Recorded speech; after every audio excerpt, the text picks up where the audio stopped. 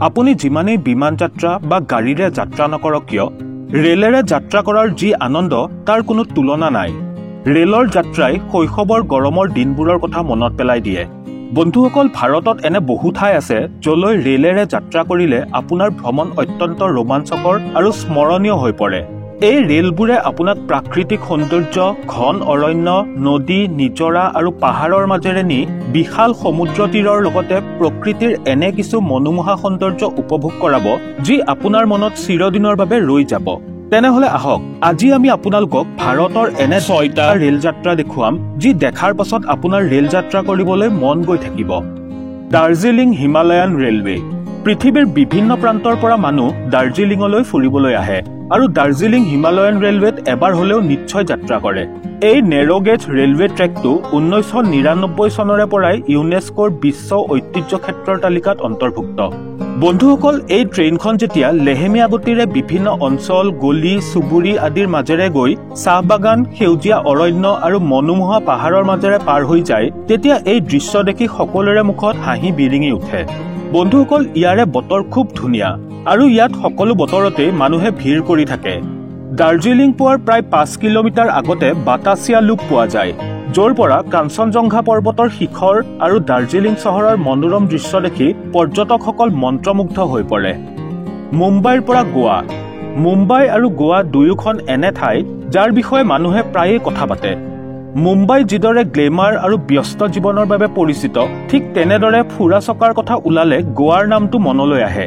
আৰু আটাইতকৈ প্ৰধান কথাটো হৈছে যে এই দুয়োখন ঠাইক যিটো ৰেলপথে সংযোগ কৰে সেই ৰেলপথটো অত্যন্ত ধুনীয়া। এই ৰেলপথটোৰে যাত্ৰা কৰোঁতে এফালে গছ-গছনিৰে ভৰা পাহাৰ আৰু আনফালে আৰৱ সাগৰখন দেখিবলৈ পোৱা যায়। এই দুয়োটা মনোৰম দৃশ্যৰ মাজেৰে ভ্ৰমণ কৰাটো নিজৰ মাজতেই এক বিৰল উপলব্ধি। ইয়াত আপুনি চৌদিশে কেৱল পানী আৰু নাৰিকলৰ গছেই দেখা পাব। লগতে এই পথটোৰে যাত্ৰা কৰাৰ সময়ত ৰেলখন 52টা সুৰংগ আৰু সৰু ডাঙৰ মিলি 1000তকৈও অধিক দলঙৰ ওপৰেৰে পাৰ হৈ যায়, যি প্ৰতিটো মুহূৰ্ততে আপোনাক এটা নতুন দৃশ্যৰ আনন্দ দিব। কৰ্ণাটকৰ পৰা মহাৰাষ্ট্ৰলৈ। কৰ্ণাটক আৰু মহাৰাষ্ট্ৰৰ মাজত চলাচল কৰা এই ৰেলপথটো অতি মনোমোহা প্ৰাকৃতিক সৌন্দৰ্যৰ মাজেৰে পাৰ হৈ যায়। এই ৰেলপথটো প্ৰায় 700 কিলোমিটাৰ দীঘল আৰু মাজত প্ৰায় 69টা ৰেলৱে ষ্টেচন আহে।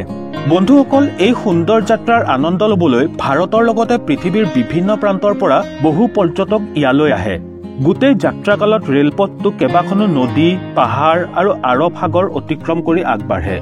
এই ৰেলপথটোত 91টা সুৰংগ, 320টা টাৰ্ণিং আৰু সৰু ডাঙৰ মিলাই প্ৰায় 2000খন দলং নিৰ্মাণ কৰা হৈছে, যিয়ে এই যাত্ৰাক আৰু অধিক ৰোমাঞ্চকৰ কৰি তোলে। বন্ধুসকল, এই ৰেল যাত্ৰাৰ সময়ছোৱাত ৰেলৰ খিৰিকীৰে নদী, পাহাৰ আৰু সেউজীয়া গছ-গছনি আদিবোৰ দেখি দেখি আপোনাৰ চকুজুৰি ভাগৰি পৰিব ঠিকেই, কিন্তু প্ৰাকৃতিক সৌন্দৰ্য যেন শেষ হোৱাৰ নামেই নল'ব। Himalayan queen. ভাৰতৰ আটাইতকৈ ধুনীয়া ৰেলপথবোৰৰ অন্যতম কালকা চিমলা ৰেলপথ অত্যন্ত বৈচিত্ৰ্যৰে ভৰা। ইতিহাসৰ পৃষ্ঠাত লিপিবদ্ধ আৰু ইউনেস্কোৰ বিশ্ব ঐতিহ্য হিচাপে ঘোষিত কালকা চিমলা টয় ট্ৰেইন ৰুট সঁচাকৈয়ে এখন চিনাৰীৰ সমান ধুনীয়া। এই ৰেলপথ 1903 চনত ব্ৰিটিছৰ শাসনকালত নিৰ্মাণ কৰা হৈছিল। সেই সময়ছোৱাত চিমলা ইংৰাজসকলৰ মাজত বেছ চৰ্চিত আছিল। বন্ধুসকল, ইয়াৰে প্ৰাকৃতিক সৌন্দৰ্য সকলোৱেই ভাল পায়। এই ভ্ৰমণকালত আপুনি ঘন জংঘল আৰু শিলাময় পাহাৰৰ লগতে বহুতো ঝৰ্ণা, সুৰংগ, সৰু সৰু গাঁও আৰু এনে মনোৰম প্ৰাকৃতিক সৌন্দৰ্য দেখিবলৈ পাব যি দেখি আপোনাৰ মন উৎফুল্লিত হৈ উঠিব। কালকা ষ্টেচনৰ পৰা চিমলালৈ দূৰত্ব 96 কিলোমিটাৰ আৰু ইয়াৰ মাজত 18টা ৰেলৱে ষ্টেচন, 103টা সুৰংগ, 800খন দলং আৰু 900টা টাৰ্ণিং আছে, যাৰ ফলত এই যাত্ৰা আৰু অধিক ৰোমাঞ্চকৰ হৈ পৰে। এইটোৱেই কাৰণ যাৰ বাবে মানুহে কালকাৰ পৰা চিমলালৈ যাত্ৰা এই টয় ট্ৰেইনতেই কৰিবলৈ ভাল পায়। Train to heaven.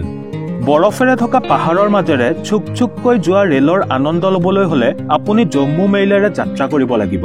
জম্মুৰ পৰা উধমপুৰলৈ যাত্ৰা কৰাৰ সময়ছোৱাত এই ৰেলখনে যেতিয়া কাশ্মীৰৰ নান্দনিক পৰিৱেশ, বৰফেৰে থকা পাহাৰ আৰু ওখ ওখ গছবোৰৰ মাজেৰে পাৰ হৈ যায় তেতিয়া এনেকুৱা লাগে যেন এই যাত্ৰা ইয়াতেই স্থবিৰ হৈ পৰক। সঁচাকৈয়ে এই ঠাইখন স্বৰ্গতকৈ কোনো গুণে কম নহয়। ইমান ধুনীয়া যাত্ৰা আপুনি হয়তো আৰু আন ক'তো দেখিবলৈ নাপাব। বন্ধুসকল, এই যাত্ৰাকালত আপোনাৰ হাতত নিজৰ কেমেৰা এটা থকাটো অতি প্ৰয়োজনীয়। Desert queen.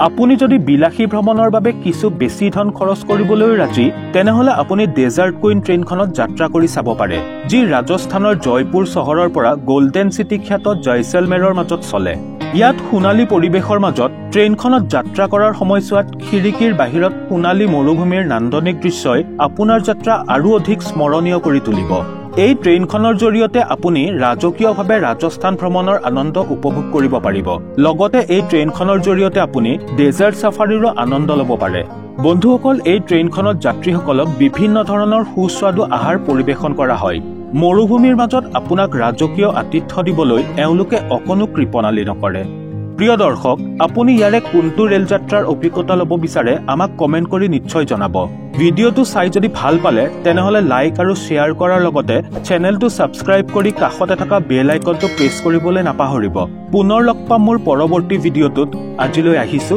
ধন্যবাদ